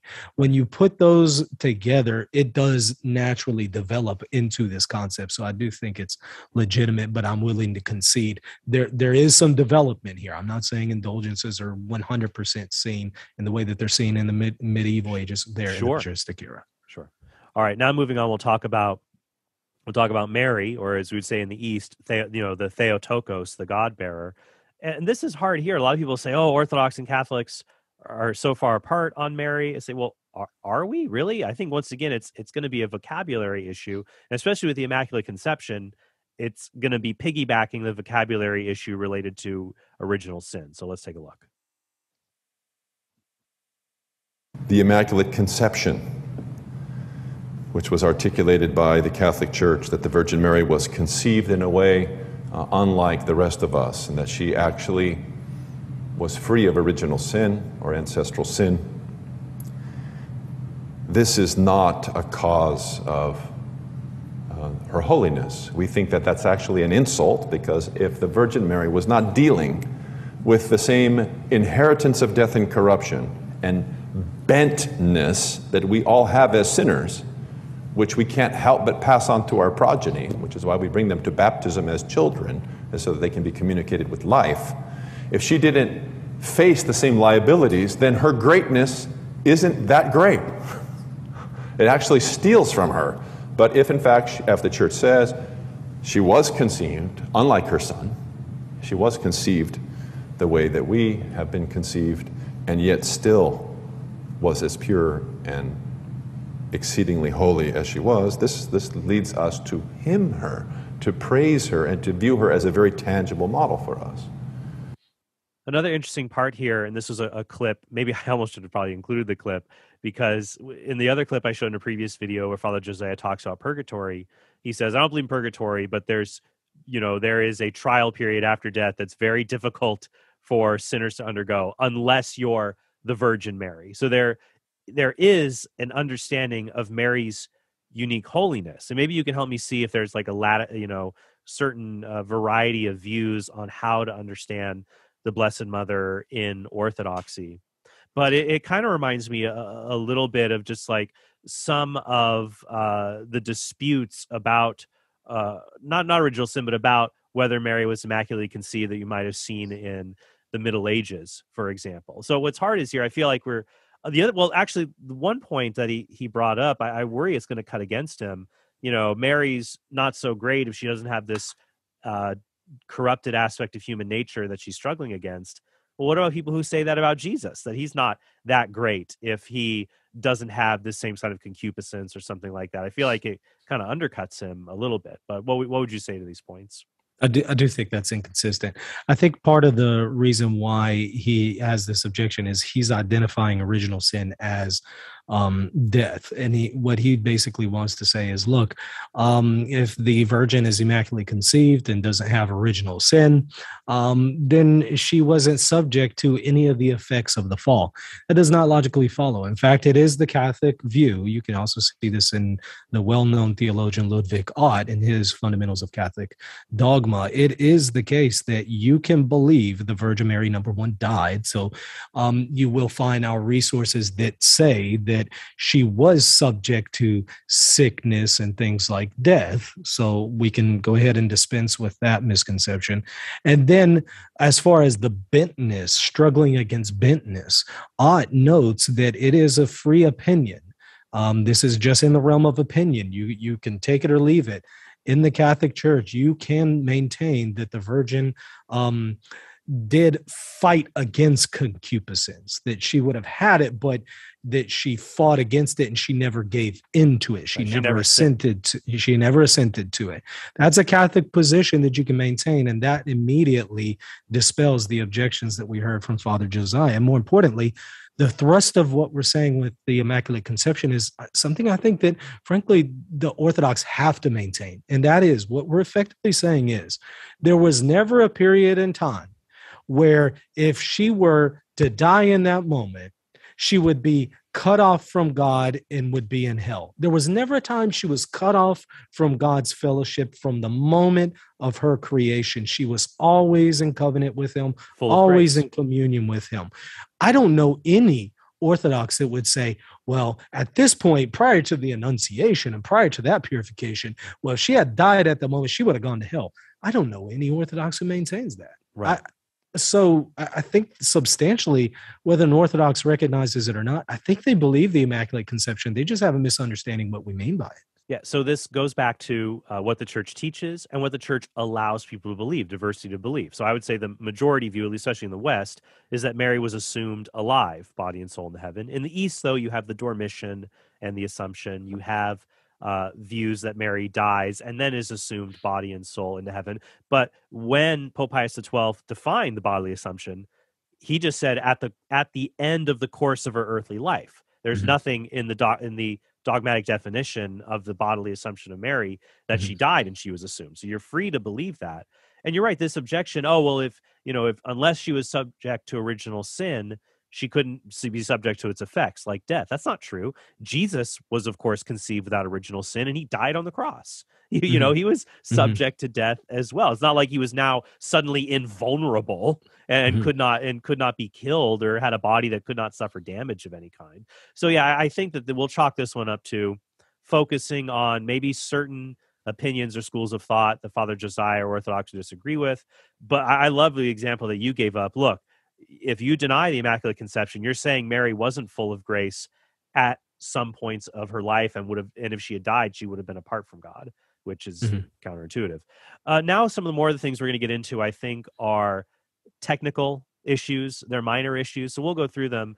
But I have an overarching criticism for them. But let's listen to the first one, then I'll share that. Our fathers also mention in the lists the alteration of many of the mysteries or sacraments of the Church that the Latins have done. And I want to just briefly mention those. Every one of the sacraments of the Church have been altered significantly by the Roman Catholic Church, mostly since the Great Schism, mostly post-schism. I'll use just one practical example, that which we take refuge in every day, all day long, the sign of the cross. The sign of the cross is as ancient as the Church. Some of our earliest testimonies about its power come from the 2nd century. St. Anthony, who was born in 250, speaks about the sign of the cross being the refuge of every Christian and the greatest power against evil, causing devils literally to erupt on fire. The sign of the cross is very precious to us. And we know that the sign of the cross was shared commonly between the Orthodox and the Catholics. We know that all the way through the middle of the 13th century because we have a catechism. This is post-schism. We have a catechism of Pope Innocent III in which he's teaching his people how to make the cross, and he says to make the cross like we make the cross, even specifying from the right to the left. Sometime after Pope Innocent III, the sign of the cross was changed. That change was criticized by our fathers, not that it eradicates making the sign of the cross, but that it was an alteration of one of the most fundamental practices of the Church, done again without consideration of the entire East. All right. What's hard for me here is that this kind of feels like mountains out of molehills. We all still say the sign of the cross. I think the sign of the cross is probably the most common sacramental in the Catholic world. If you think of something that signifies the sacraments, but is not a sacrament itself. But the only difference is, of course, in the West, you do it from left to right. In the East, you do it from right to left. One explanation I've heard as to how the change happened in the West is that people would see the bishop blessing them, and he blessed them from right to left, and they're following him like in a mirror. And so when you're following the blessing the bishop gives you, you end up going left to right when he's blessing you from right to left. But my overarching criticism, and this will come up in some of the other things, is I feel like the Orthodox have said it wasn't fair in the past when the Pope, or Western bishops demanded that Orthodox celebrate particular Western ways of living out the faith instead of tolerating or even celebrating Eastern diversity. It's like, you guys, don't impose your sacred right, your ways of living out the faith. Let us have ours, wanting that tolerance, but then turning around and saying, we don't like that the West does this. We don't like that you guys do celebrate it this way and that way, without letting us have our diversity as well. That to me seems kind of like a double standard. Yeah, not to mention the fact that there are many instances where the Byzantines imposed the Byzantine way of doing things on Right. non-Byzantine Christians. But Yeah, it's both putting ways. that to the side, all Christians have changed the sign of the cross. Originally, the sign of the cross was traced on the forehead. It was not this large sign of the cross. Moreover, the Orthodox and Catholics Oh yeah, have also, Tertullian. He says it on the forehead. yeah. Moreover, Catholics and Orthodox especially have altered the sign of the cross insofar as when they hold their hands, they put 3 fingers together and 2 fingers down to represent the Trinity and the humanity and divinity of Christ. Of course, that was a later alteration very early on, but it's still an alteration to the original way of doing things. Everybody has made changes here, but he also says that we made this change without consideration to the East. I thought that was odd. Why would we ask the East how we as Latins make the sign of the cross for just us as Latins?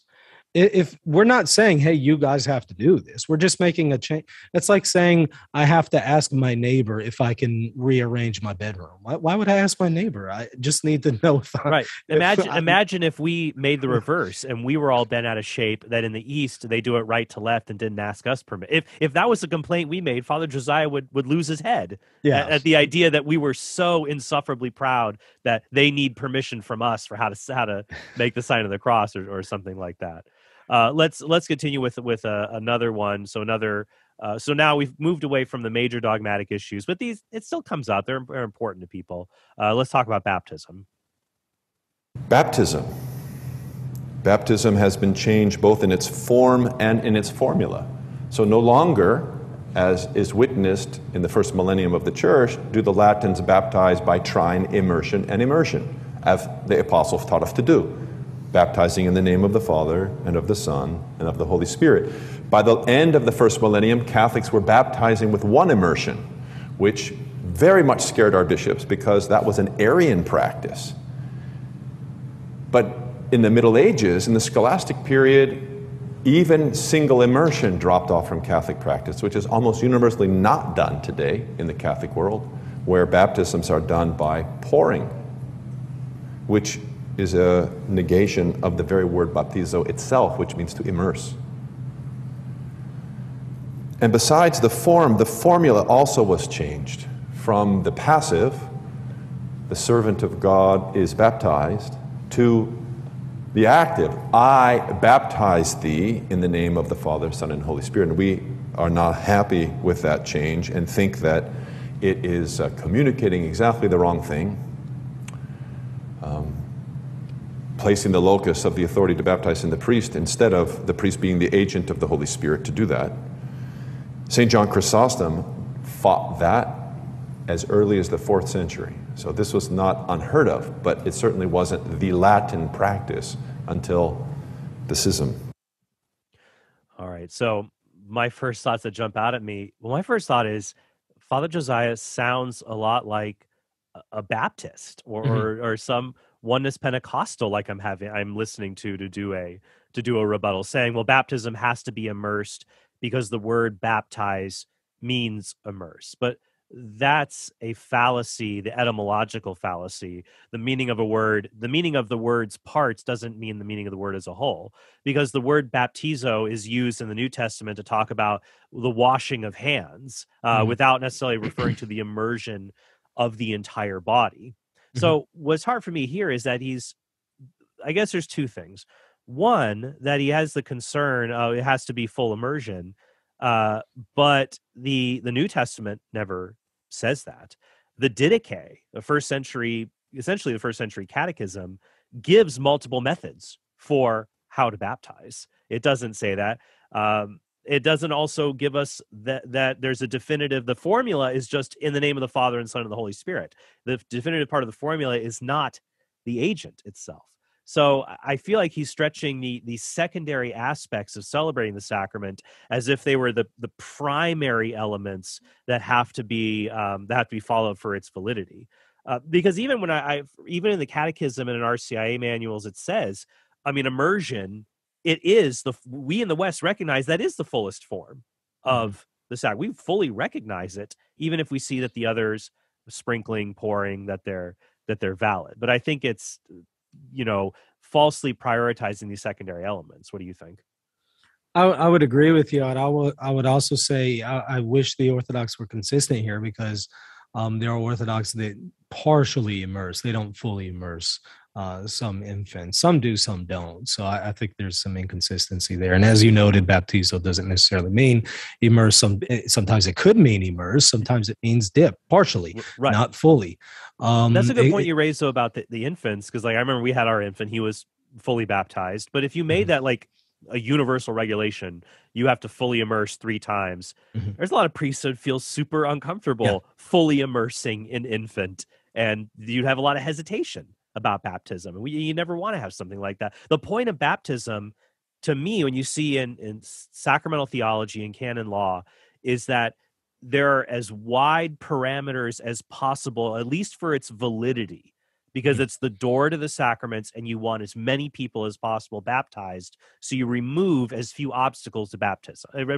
Remove as many obstacles to baptism as you can.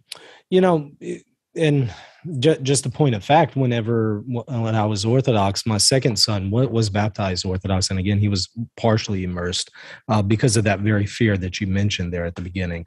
Some priests are going to be afraid to fully immerse an infant, but he mentioned something there about the formula being changed in the West from the passive to the active. I've never heard of that. I don't know of anything that would substantiate that. I have seen things contrary to that in the West, so I don't know where he's getting his facts from. I wish he would substantiate some of these things. And then I would say, just frankly, more importantly than this formula debate is the major elephant in the room, and that is the fact that Orthodox rebaptize some Orthodox rebaptize other Christians. Some, not all. Historically, they've rejected rebaptism, rightly so, but some Orthodox no longer do that and perform a sacrilegious ceremony where they rebaptize a baptized Christian. And it is sacrilege according to St. Vincent of Lérins and the Constant Testimony of Christians. Right. I think that's a bigger issue to address than this, frankly. Yeah, I mean, it's interesting to me. It's hard from our perspective. We often think that we in the Orthodox are so very, very, very, very close, and we are very close. But there's some Orthodox who would say, you guys are practically atheists, that you are, and I guess maybe those are some elements in the Orthodox Church. We see this in the Catholic Church. Some people who take no salvation outside the church, the Feeneites, who go so far to say anybody who is not a baptized Catholic, doesn't matter who you are, whether you're a baptized Orthodox or an atheist, you're damned. I guess maybe that attitude is more prevalent in the Orthodox Church from their perspective than we think. You'll find it among, especially the Russians, which of course he's a part of. So I'm not surprised, but I do think it's number one inconsistent with Russian Orthodox on this. Historically, they have not always maintained that, and again, I think it's entirely inconsistent because we're fighting over little words here and there, but then you have a full rebaptism ceremony. I think the elephant in the room needs to be addressed. And in fact, Bishop Callistus Ware, again, well-known Orthodox bishop and theologian, himself has decried this practice in Orthodoxy and recognized that this is a major problem and we need to fix it. He was hoping the Great and Holy the Great and Holy Council of 2016 would resolve it, but they didn't even discuss it, let alone resolve it. Yeah. And that, of course, and the inability to resolve things in pan-Orthodox councils, that's an entire other thing we could talk about in a show about the necessity of the magisterium. So, but let's talk about the sacraments of initiation. Baptism has been changed. Chrismation has been terribly changed, in that though the Latin West had the same form of initiation that we did for centuries, meaning that they received people by baptism, chrismation, and Eucharist, they broke up that sacred trilogy of sacraments, and now they chrismate or confirm when you're a teenager. So you're baptized without chrism. So you have now baptized, you have a new invention of type of Christians. The Latins have actually created 3 types of Christians instead of 1. We know 1, baptized, chrismated, communing Christians.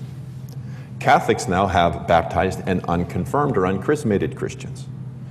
They also separated the reception of the Eucharist from childhood till 6 or 7 years old. So now you have baptized, uncommuning Christians. You can then have baptized and communing but unconfirmed Christians. All of this is novelty. Alrighty. Well, is it novelty though? The problem here is that we have two different sacramental disciplines. And I think what's hard is sometimes when we talk about the West and the Eastern Church, one analogy I've heard is like a mountain. It's like we are going up the same mountain, we're reaching the same destination. The West, the northern or southern, the western or eastern face of the mountain might look different. The paths might be a little bit different. Now, this is not religious pluralism because we're all part of the same church, but we have different theological traditions, sacramental disciplines. And for a lot of people who are in the West listening to this, yeah, you were baptized, then you got first communion when you were 7, and then maybe you got confirmed when you were a teenager, or maybe you got confirmed. The age has been going lower and lower. That's because in the early church, in the West, it was seen that it should be the bishop is the one who fully initiates you into the church. And that's why the West would have the bishop or one of his representatives, his vicars, to administer the sacrament of confirmation. Whereas in the East, it's a different view. But even still, you have that because the priest, I'm understanding, he has to use a very particular kind of chrism oil from the bishop. I gave a talk on the sacrament of theological differences a while ago. But once again, making hay out of a particular discipline, which is changing. And I mean, hey, personally, I would be in favor if the West adopted more of what was happening in the East. And it's something that is changing because the age of confirmation is being lowered. And I think that that's a good thing. So this is an area where we can dialogue.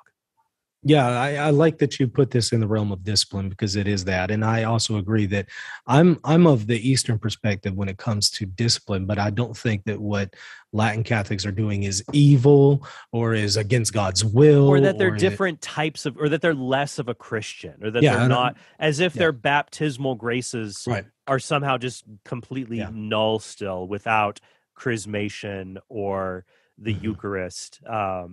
And what do you do, especially in more rural and mission areas where the only sacrament you might have for people is baptism until a priest can come in a year or two? They're not less of a Christian than the rest of us.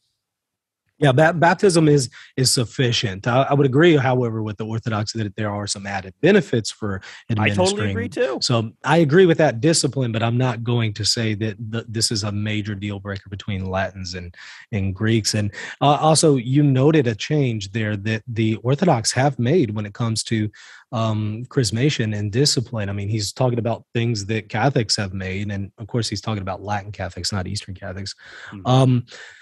Well, you mentioned a change that they've actually made, and that is allowing the presbyter to, of course, administer confirmation. So that's an alteration that they have also made. I do think it's legitimate. I'm not knocking that discipline. Right. I'm just saying it is an alteration. We've all altered, to some extent or another, some of the sacraments. Everybody has. I think that's legitimate, and the church has the authority to do that. And it's being done as far as a discipline. It's not an alteration to the substance of the sacraments, which is out of bounds. Nobody can change the substance of the sacraments, and Catholics recognize that, but that's not what's being debated here. Right.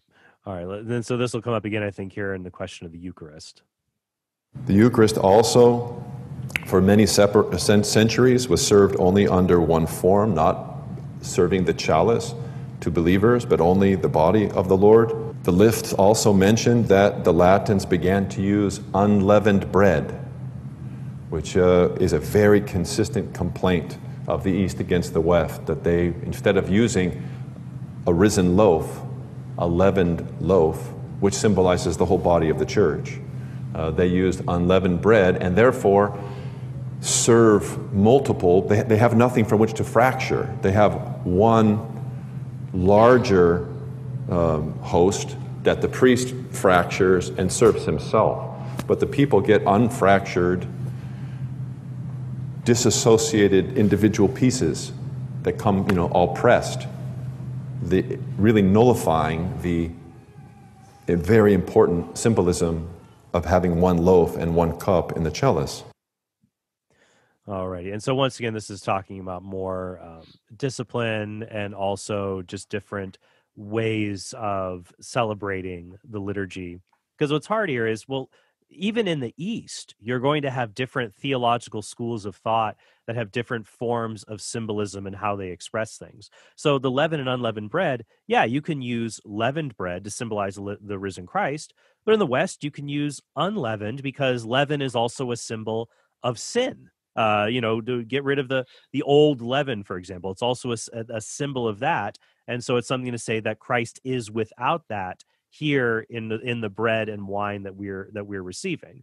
I'm sorry. I think it's getting late as we're recording, and my cold has fogged up my head. The other thing was receiving it under bread or wine because it depends on which Eastern church. A lot of them, the Ruthenian, they do intinction, dipping the bread into the wine, the sacred blood.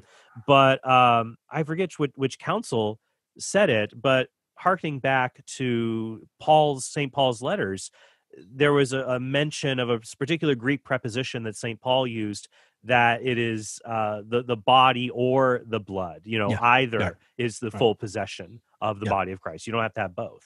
Right. Yeah. That was, I believe, the Council of Trent, or was it Constance? One of those. Well, yeah, you have a cold too. It's why you're I know, right? So, look, I agree with the Eastern discipline here, although there isn't really a one uniform discipline. I would say that we do need to also consider the Armenian Orthodox, although they're not in communion with the Eastern Orthodox. They are also an apostolic church, and they use unleavened bread. But look, I agree with some of his disciplinary preferences here, but it's just that it's a disciplinary preference. This isn't some kind of deal breaker. Now, he's saying this was a constant complaint of the East for the West because, yes, the West did change their discipline on. They went from leavened bread to unleavened bread around the 900s, somewhere around there. That was a disciplinary change that was made, sure. But this complaint that was being made by the Orthodox is in the context of many other complaints that when you start to consider the source of them and the context of them, you realize that they become very petty. So this constant complaint about unleavened versus leavened bread comes from the same people who are complaining that Latin bishops wear rings and mitres. Right. Or that their icons look like a Frank. The people that are, or beards and clean shaven. Yeah, or the figures of Jesus that they have in there looks like a Frank. Just all kinds of just really odd and petty complaints. Well, this was one of them. These Latins use unleavened bread, and that's Judaic. But then they will claim that Latins also don't exercise certain Levitical practices when it comes to clean and unclean food. Right. So it's just kind of an inconsistent argument there. Yeah, I would just say for our Orthodox brethren, golden rule.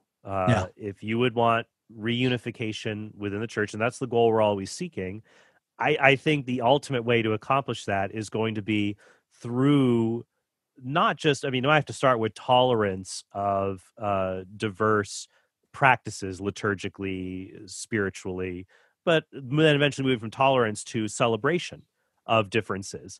And also, it's interesting to bring up the Armenians, because when we talk about this, what he's saying, the Orthodox, and especially some people who are, the orthobros type people, I feel like they could turn into almost, that's what orthobros are. They're like the mirror image of fanatical traditional Latin masters. Nothing wrong with traditional Latin mass or devotion to it. That's great. Right. But when you say that it's this or bust, orthobros, rad trads, right? What about the rest of the church? What about the Syro-Malabar? What about the Maronites? What about it's not just you, and it's not just you and us either. That I feel like it gets weird when he gets caught up in these things. I agree. I think that at this point he's just throwing out everything but the kitchen sink. And basically. All right, let's see if we can empty the sink out here. We got a few more minutes. Right. Fasting on Saturday. Fasting. Something forbidden by Apostolic Canon 66 and the Councils of Trullo of the Sixth Ecumenical Council in Chapter 55. We don't fast on Saturday and Sunday like we fast during the week. And even in the most rigorous fasting periods like Lent, Monday through Friday are kept one way, but Saturday and Sunday always is experienced as a lessening in honor of the Sabbath and in honor of the Lord's Day. Not so with the Catholics. Their fasting rules, they changed tremendously, including altering the Wednesday-Friday fast today beyond description, which comes from apostolic times. Today, Catholics, we're lucky if the Catholics will not eat meat on Friday. That would be a major step. All right. I didn't get what he was talking about Saturday and Sunday. In the Western Church, we don't have fasting on Saturday, Sunday. Some people take up voluntary fasts through all 40 days of Lent, but even they oftentimes, cheat or, celebrate on Sundays. So, and to me, this is, come on, it's discipline. People have, choose different days. Even in the East, the Maronites have, I think, like Ash Monday, or, you're going to have variety here. Did you notice, though, that the disciplinary canons that he appealed to were exclusively Eastern canons? Right. He mentioned apostolic canons in the Council of Trullo, which was loosely connected to the Sixth Council, but wasn't. Not all of it was received by the West. So that's the thing. These were exclusively Eastern disciplinary canons, and he's expecting Latins to have those imposed on them. Isn't that the very thing that he would complain about? Latinization of Eastern Christians. Right. Why doesn't Father Josiah follow everything at the Baltimore Council? Why doesn't? Right. I don't understand why he would spit in the face of one of these Western councils. Now, look, I commend the disciplinary practices that they've maintained in the East. I think it's great. At least nominally. They know how to fast, and that's the at least on paper. I mean, now whether or not it's actually practice is a little bit different. It's not seen as a mortal sin if you don't keep it as. Whereas if you break one of the fasts in the Catholic Church, it could be grave matter. But yeah, I commend them, and look, I'm on their side when it comes to preferring that discipline, but it's simply that it's a preference and it's a discipline, and this is not something that is dividing Orthodox and Catholics. Right. And this will come up here in our next issue, which is the issue of celibacy and married priests, one of the more notable differences visible between East and West. The lists also mention mandatory clerical celibacy. This was a big issue. In fact, their relationship to sexuality, especially the sexuality of the priests, is a big separating issue between the East and the West. And I should say something too about that. As early as the First Ecumenical Council, the delegates of the Roman Pontiff attempted to get the council to pass a law that all priests, even if they were married when they became priests, must cease from having sexual relations, conjugal union, with their wives if they're going to serve. The minutes of the council say that one of our great desert fathers, Abba Paphnutius, stood up and said what would become the standard line for the Orthodox to this day. He would say, look, we honor the rigor of the Roman Pontiff, but to mandate such as a law is to set yourself forward as more holy than the apostles. You're holier than the apostles. Who are you to do that? This was the answer. And Abba Paphnutius won the day, and that would remain a point of contention between the East and the West. So this was an attempt to take the ruling of the local council of Carthage, which said priests who serve the Mass, priests who serve the liturgy, can't sleep with their wives anymore. What the Holy Fathers at the Ecumenical Council did was to take that and say, the effort there was to establish decency and proper preparation for the serving of the sacraments, which does not require perpetual abstinence from conjugal union of married presbyters, but timely, appropriate intercourse, which means that priests do not have relationships with their wives, do not have conjugal union when they're performing the sacraments, when they're preparing to perform a sacrament. A priest would never sleep with his wife the night before he served liturgy. It's just not consonant with the sobriety of fasting and prayer that you're trying to raise yourself to be able to serve the sacrament. But it doesn't require that at other times you can't sleep with your wife. This is what the church is saying. Okay. And this is, once again, we go back to the historical record, because some people will say, Western celibacy was a medieval invention to, keep priests from creating an aristocracy with their children, and their property goes back to the church, which of course isn't true. There's several cases. The Apostolic Origins of Priestly Celibacy is one. There's two books: A Case for Clerical Celibacy, and another is Apostolic Origins of Celibacy. The author's name escapes me at the moment, but I think both are from Ignatius Press. Yeah, it's to understand. No, there's both the tradition of married presbyters, priests, and celibate priests goes all the way back to the New Testament. It goes all the way back there, both of them, because St. Paul talks about the virtue of celibacy, and he lived it out in, talking about it in 1 Corinthians chapter 7. So we see both of this in the early church, but it is celebrated in different ways. And we understand that it shows a different kind of theology in different respects. But the Orthodox agree with us on this point, because number one, even if the priests can be married, the bishops can't, and you can't get married after you become a priest if you're unmarried. And two, they understand that Father Josiah even mentions it. Well, we're not going to engage in conjugal relations the night before we offer liturgy. Well, what do you do in a sacramental and liturgical tradition that is daily? I mean, if if you want to be a Western priest that lives up to that Eastern standard, and you offer daily mass, you're de facto celibate, basically. Yeah, no, yeah, absolutely. If you're going to have that discipline of a daily liturgy, that would then make sense. So, but did you notice when he was giving this, rhetorical example, he appeals to the minutes of the Council of Nicaea I. Did you catch that? There are no minutes of Nicaea I. There's no minutes of Nicaea I. There's no minutes of Constantinople I. The first minutes that we have from an ecumenical council is from the Council of Ephesus. We don't know if there were any minutes from Nicaea I or Constantinople I, for that matter. There probably weren't. I mean, if there were, they just are not extant. We don't have any records of them. So I don't know what he's talking about when he speaks of the minutes. And he seemed very confident that Abba Paphnutius said these things at the council. I also don't know where he got that from. Because you had to be, it could be hagiography. It's always like traditions. There is a tradition that, the same as like St. Nicholas punching out Arius at Nicaea. We're all really confident of that, but we don't have great historical evidence. Now people are going to throw tomatoes at me. But I'm actually, I was thinking about a book because I wrote that book, What the Saints Never Said. I was thinking to have everyone come out with pitchforks. I was going to write a book called What the Saints Never Did. Yeah. We'll see. Well, I still have a thought on that. But once again, they're both valid disciplines. Right. And in the West, even, we're tolerant of that. Orthodox, Anglican, we allow and grant for married clergy when it is appropriate and when it serves the good of the church. All right, I think this is the last section that I have where Father Josiah talks about how could we come together. And this is the important thing for us to talk about.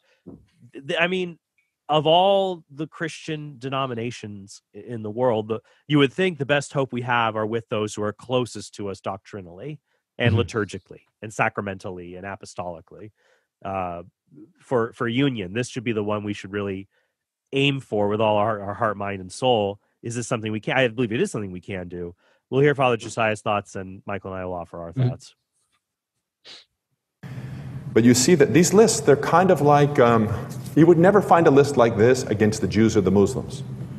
Oh, by the way, the lists he's talking about are the Byzantine lists. These lists of prohibitions of the East had with the West. Michael, I know you actually did a whole show on the Byzantine list, so I commend our listeners, go check that out, that you covered them. So go to Reason and Theology to see more about these, but that's what he's referring to. But this is kind of an inter-family squabble. This is, even though the lists are strong and they have very many important things, the very fact that they exist show that we have a lot of history and we're really not happy about walking away from each other. We're really not happy about that. And we're going to have a little fight about it, and we're going to fuss. I've often thought, what if something did happen? What if Pope John Paul II many times read the Nicene Creed in public without the filioque? He did it, and he liked doing that. What if something happened where the popes would give up? The Catholic Archbishop of San Francisco is a friend of mine. His name's Salvatore Cordileone. Great man. He's from San Diego, was assistant bishop down there. He's a canonist from Rome. He studied in Rome. And a great lover of orthodoxy. He is a great lover of orthodoxy. And I have heard him in public say many times that he believes the Catholic Church should cease saying any council that they've held after the Great Schism is ecumenical.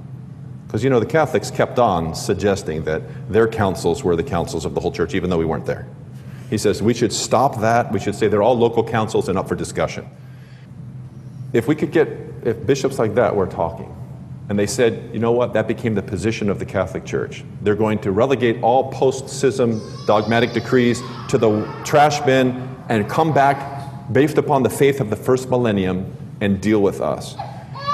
That would be a mighty miracle. That would be an incredible miracle. Please, God, may that happen. That would be fantastic. But still, practically speaking, what do you do the next day? This is what I thought. Let's say it happened, and we could all announce in our churches that the Catholic Church and the Orthodox Church have been reunited after 1,000 years of separation. Could any of us actually go to church? Technically, we could. But could any of us actually go to church in a Catholic parish? I think in where I live, our people just couldn't stomach it. They just couldn't stomach it. They would go there and they wouldn't recognize where they were. They would simply not feel that they could do it. It would just be torture for them. It would have to be not just a decree from the top, but a renovation, a reincorporation of traditional Orthodox Catholic life with regards to worship and prayer and all the things that we know of reverence in the church. May God bless our interactions with the Catholics and surprise us with something great. A major point and then a minor point, and then eager for your thoughts. The major point being, if we ask the Orthodox to become Catholic, we're not asking them to become Roman Catholic. We're not asking them to become Latin Rite Catholics. We're just asking, all we be saying is just affirm, do what the Ruthenian Catholic Church did at the Treaty of Brest in the 16th century to come into communion, but you would retain the liturgy. You would essentially be a separate rite within the church. I'm not asking you to suddenly go to a church where they're playing guitars and wearing flip-flops or what have you. So I guess that was the major reaction that I had from that. The minor point, I don't know what he was referring to with Archbishop Cordileone. We can't throw out the post-schism councils and all of their infallible definitions, such as the Council of Trent, Lateran. Maybe what he meant, I don't know, maybe just what he meant was we just don't give them that term. Right. Like we have a particular term for the first seven, and we recognize they're special because it was before the schism. But we can't throw out their authority. But we can recognize, the specialness of the first seven. So that would be the minor point. But the major point is, and I think that's a hindrance to union, is we're not asking you to become Latin Rite. Yeah, I agree. I don't know what the Archbishop said, so I can't comment on what he said specifically, but what Father Josiah said about the Archbishop, I can comment on that. It is absolutely impossible for the Catholic Church to throw out any of the post-schism ecumenical councils teachings that are definitive teachings on matters of doctrine. Absolutely impossible. Yeah. For us to throw away these definitive teachings is for us to say that either we lost a universal teaching authority, which we believe is part of the constitution of the church, so it can't be lost. Either we lost it or there is no teaching authority that is universal, which is also not compatible because we believe it came from Christ and is part of the constitution of the church. That's a position that's unacceptable to Catholics. There's absolutely no way that we could ever say that some Catholics can believe this is definitive and others don't have to believe it, or that what we once thought was definitive is now no longer definitive. That if that's up for grabs, Nicaea is up for grabs. Everything's up for grabs because there is no universal teaching authority. But what I think is going on is, yes, the disciplinary canons would not apply to the East, and the way in which we formulate our doctrinal teachings would not apply. So we use the term transubstantiation to speak about the mystery of the Eucharist. Well, they would need to affirm the proposition, right? What we're actually teaching in substance, but they wouldn't have to use the term in the way in which we express it. They don't have to use terms, substance, and accidents, as long as the meaning is the same. Some of the Eastern Fathers used a term, metastoikeiosis, which in Greek, which roughly translated would be the English trans-elementation. So, I mean, or you could use a different word than purgatory. I mean, you guys, I mean, the East has different words for, all kinds of things. We have the sacrament of matrimony. They have the mystery of crowning. You have all of the, confirmation versus chrismation. You're right. So what we could do is, in having union, is say that, these are the essential truths of our faith, but we can dialogue about how you articulate them. Yes. Here are the questions that are closed, defined, define, defide. They're done. But how we articulate them, different secondary aspects of them, that's something that we can talk about. But I think that it's just, if you're Eastern Orthodox, to bring the Orthodox into communion with Rome, we're not asking for the destruction of the beautiful treasures in the East. I think both you and I, Michael, agree. I really like it a lot. I attend when I can a Byzantine Catholic church here, though it's a bit of a drive from where we are. I think you guys have something similar where you live. It's a beautiful treasure. We would just like it to be in closer communion with the church Christ established. And there's ways we can do that. Yeah, I mean, personally, I've started I have a little private chapel where a priest from Texas is going to be coming out once a month. So I've started with his blessing and the blessing of the archdiocese, a chapel so that liturgies, Byzantine divine liturgies in communion with Rome, can be served. So I'm right on board with some of these disciplinary and liturgical preferences. Right. I'm right there with him. At the same time, I'm not going to condemn Latin brethren and say that they are somehow in sin or this is a major barrier between East and West. I would never ask the East to give up the divine liturgy, and I wouldn't ask everyone in the West to give up the Mass of Paul VI or the Tridentine Mass, to say, there's beauty in the diversity. Well, we had a good time reviewing this. Michael, where can people go to learn more about you and to see all the good work that you're doing? ReasonandTheology.com, and of course, also just go to YouTube, type in Reason and Theology, and you'll see the YouTube channel. All righty, sir. Thank you all so much. Thank you, Michael. And I hope you all have a very blessed day. Hey, thanks for watching this video. If you want to help us produce more great content like this, be sure to click subscribe and go to TrentHornPodcast.com to become a premium subscriber. You'll help us create more videos like this and get access to bonus content and sneak peeks of our upcoming projects.